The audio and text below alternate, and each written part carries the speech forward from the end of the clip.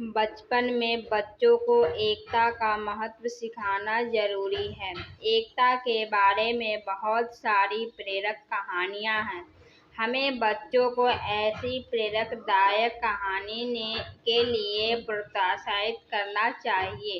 कबूतर और चूहे की कहानी लोकप्रिय है और एकता के बारे में बच्चों की पसंदीदा कहानियों में से एक है। एक बार की बात है, एक बड़े पेड़ पर कबूतरों का एक समूह रहता था।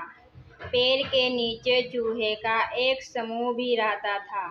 कबूतरों का मुखिया और चूहे का मुखिया बहुत अच्छे दोस्त थे। कबूतर दिन में भोजन की तलाश में निकलते और रात को पेड़ पर लौट आते। एक दिन जब वे भोजन की तलाश में थे, एक कबूतर ने जमीन पर कुछ दाने फैले हुए देखे और चिल्लाया, देखो, जमीन पर ढेर सारा अनाज फैला हुआ है, आओ इन्हें से खाएं। सिर वाले कबूतर को कुछ गड़बड़ महसूस हुई क्योंकि आसपास कोई खेत नहीं था।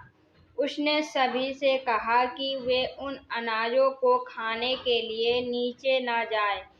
लेकिन एक कबूतर ने कहा कि हमारे दिमाग हर बात का संदेश करते हैं, हमें अनाज खाना चाहिए। कबूतरों ने अपने सिर की एक न सुनी और दाने खाने के लिए चले गए। जैसे ही उन्होंने अनाज खाना शुरू किया, उन्होंने खुद को जाल में पाया।